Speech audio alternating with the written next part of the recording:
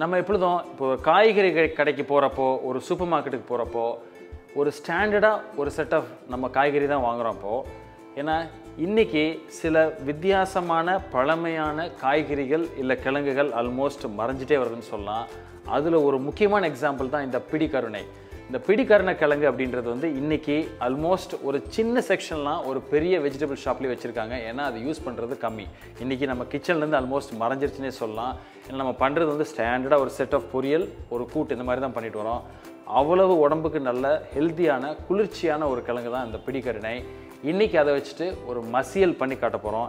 இது ஒரு பழமையான ரெசிபி, பட் ஆல்மோஸ்ட் ஒரு மறைஞ்சிட்டே வர ரெசிபின்றதுனால இன்றைக்கி அதை எடுத்து இன்றைக்கி அது ஒரு டிஷ்ஷாக உங்களுக்கு பண்ணலான்னு நினச்சேன். வாங்க, ஒரு பர்ஃபெக்டான இதயம் வழங்கும் பிடி கருணை மசியல். I'm Sundar. Welcome to ரெசிபிச்செக்கர்.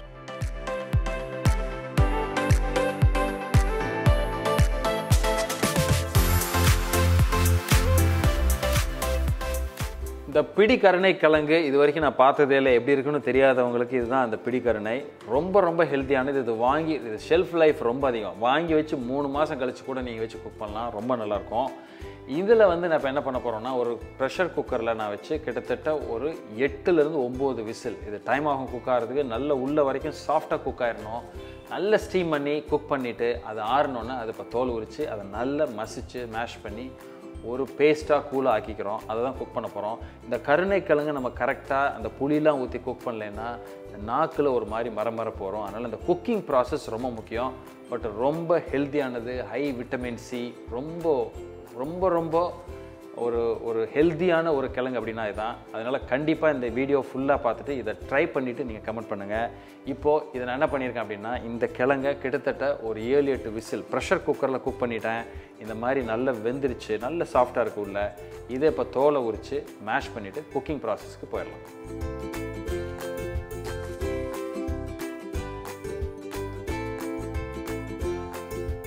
So இந்த மாதிரி அழகாக இது தோலை உரித்து கிழங்கை மட்டும் நம்ம எடுத்துக்கிறோம்.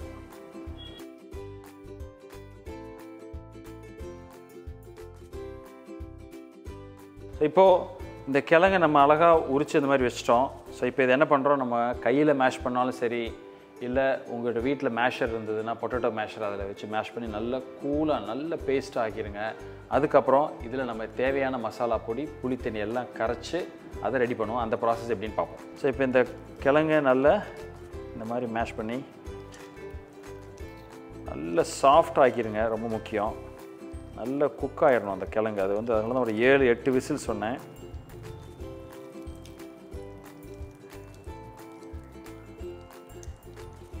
ஸோ இப்போ இது வந்து நமக்கு நல்ல மேஷ் ஆயிடுச்சு. இந்த மாதிரி பார்த்திங்கன்னா சாஃப்டாக ரொம்ப இதாக பண்ணிட்டோம். இந்த இதில் இப்போது நம்ம ஒரு 3/4 ஸ்பூன் காரப்பொடி, ஒரு 1/4 ஸ்பூனுக்கும் கொஞ்சம் அதிகமாக மஞ்சப்பொடி போட்டுருங்க. இதுக்கு தேவையான உப்பு,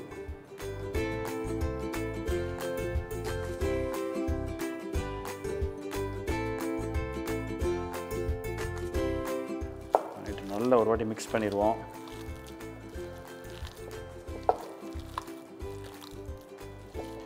கொஞ்சம் வித்தியாசமான குக்கிங் ப்ராசஸ் தான் அது. பட் ஆனால் இதை ஏன் கரெக்டாக ஃபாலோ பண்ணோம் அப்படின்னா, இந்த மசாலா பொடி நல்ல அந்த கிழங்குல சேர்றப்ப தான் அந்த காரல் வந்து உங்களுக்கு நமக்கு இல்லாமல் இருக்கும்.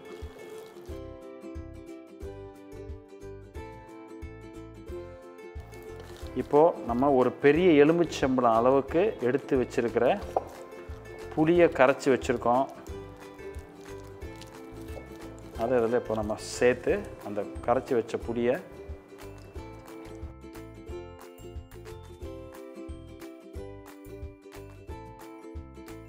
ஸோ இப்போ பார்த்திங்கன்னா இந்த கிழங்கு இப்போ மசித்த கிழங்குல இப்போ நம்ம புளித்தண்ணி ப்ளஸ் எக்ஸ்ட்ரா கொஞ்சம் தண்ணி ஊற்றி இந்த மாதிரி ஒரு கன்சிஸ்டன்சிக்கு நான் இப்போ ரெடி பண்ணிட்டேன். கொஞ்சம் தண்ணியாக இருக்கலாம்.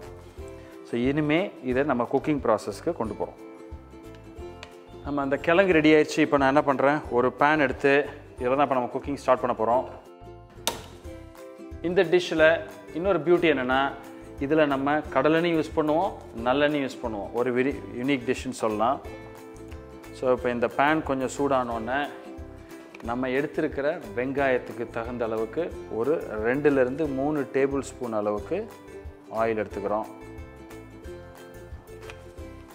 பார்த்திங்கன்னா இந்த ஆயில் நல்லா சூடாகி, இன்றைக்கி நம்ம மந்த்ரா கடலெண்ணெய் தான் யூஸ் பண்ணியிருக்கோம். அந்த வாசனையே, அதாவது கடலெண்ணெய் சூடாகிறப்போ அந்த வாசனையே ரொம்ப யூனிக்காக இருக்கும். ஸோ இப்போ அந்த ஆயில் சூடானோடனே நம்ம கொஞ்சம் கடுகை வச்சு அதிலேருந்து நம்ம தாளித்து ஒவ்வொன்றா நம்ம ஆட் பண்ணி இது எப்படி போகுதுன்னு பார்ப்போம். ஒரு 1/2 ஸ்பூன் கடுகு, அதே மாதிரி நம்ம வெட்டி வச்சுருக்கிற கொஞ்சம் வெங்காயம். இதில் சின்ன வெங்காயம் ரொம்ப முக்கியம். நல்ல பொடியாக நம்ம வெட்டி வச்சுருக்கோம் சின்ன வெங்காயத்தை. அதே மாதிரி நம்ம வெட்டி வச்சுருக்கிற பச்சை மிளகா, ஒரு 2லேருந்து 3 பச்சை மிளகா சின்ன சின்ன பீஸாக வெட்டி வச்சுருக்கோம். இந்த ஸ்டேஜில் ஒரு 10லேருந்து ஒரு 12 கருவேப்பிலை,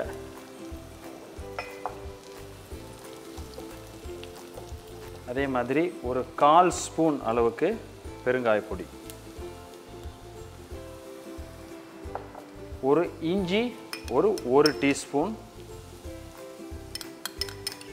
ஏன்னா அந்த இஞ்சி வந்து ஒரு நல்ல ஒரு பேலன்ஸ்டு மவுத் ஃபீல் அந்த டேஸ்ட் கொடுக்கும்.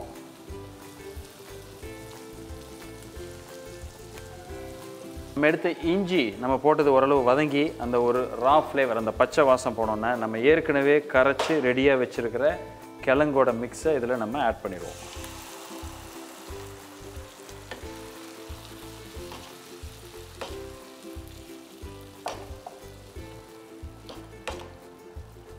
ஸோ இப்போ நல்லா மிக்ஸ் பண்ணியாச்சு. ஸோ இந்த ஸ்டேஜில் சால்ட் எல்லாம் ஃபஸ்ட்டு செக் பண்ணிக்குவோம். சால்ட்டு, காரம் எல்லாமே.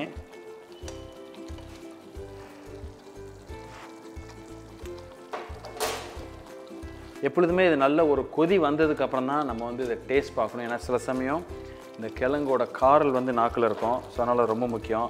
ஸோ சால்ட் கொஞ்சம் பத்தலை, சால்ட் கொஞ்சம் ஆட் பண்ணிக்கிறேன். இது அப்படியே சிம்மரில் கிட்டத்தட்ட ஒரு 10லேருந்து ஒரு 12 நிமிஷம் வரைக்கும் அப்படியே குக் ஆகி இது அப்படியே வற்றி அந்த ஒரு கரெக்டான ஒரு கன்சிஸ்டன்சி வரும். அந்த ஸ்டேஜில் நம்ம பார்ப்போம். ஸோ இப்போ நல்லா கொதித்து நல்ல ஒரு மாதிரி குக்காகி வருது. ஸோ இந்த ஸ்டேஜில் என்ன பண்ணுறேன், ஒரு மூடியை வச்சு கிட்டத்தட்ட ஒரு 5லேருந்து ஒரு 6 நிமிஷம் அது அப்படியே சிம்மரில் வச்சுருங்க. அது அப்படியே கொஞ்சம் நேரம் குக் ஆகட்டும். ஸோ இப்போ கிட்டத்தட்ட ஒரு 15 நிமிஷம் நம்ம இதை மூடி வச்சுருக்கோம். ஸோ ஜஸ்ட் மிக்ஸ் பண்ணி கண்டிப்பாக இது இன்னொரு 5லேருந்து 10 நிமிஷம் குக் ஆகலாம்.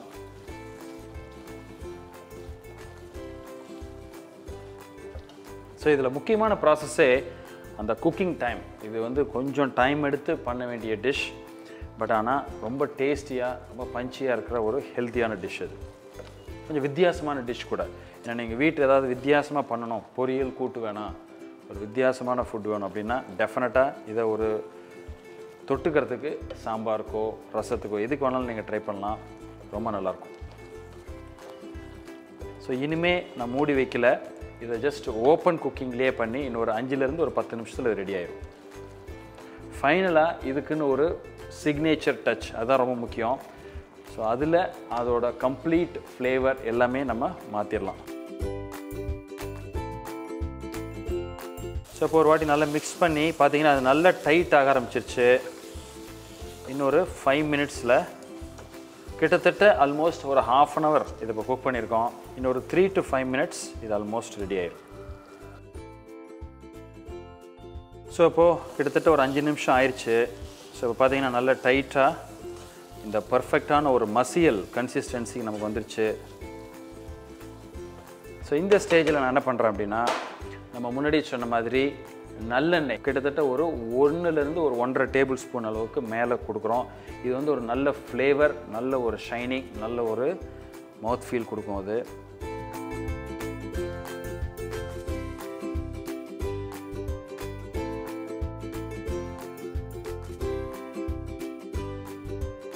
ஸோ இப்போது நல்ல ஒரு மிக்ஸ் பண்ணிவிட்டு இதை ஆஃப் பண்ணிடுறேன். ஆறுனோடனே இது இன்னும் கொஞ்சம் டைட் ஆகும். ஸோ இப்போ பர்ஃபெக்டாக இருக்குது இந்த கன்சிஸ்டன்சி. ஸோ இந்த ஸ்டேஜில் நம்ம பொடியை வெட்டி வச்சுருக்கிற கொத்தமல்லி,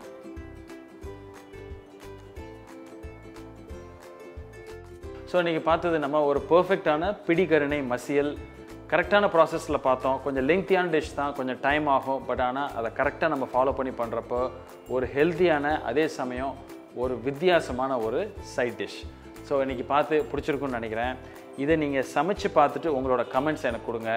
இந்த வீடியோ பிடிச்சிருந்தா எனக்கு ஒரு லைக், தம்ஸ் அப் கொடுங்க, ஃப்ரெண்ட்ஸோடு ஷேர் பண்ணுங்கள்.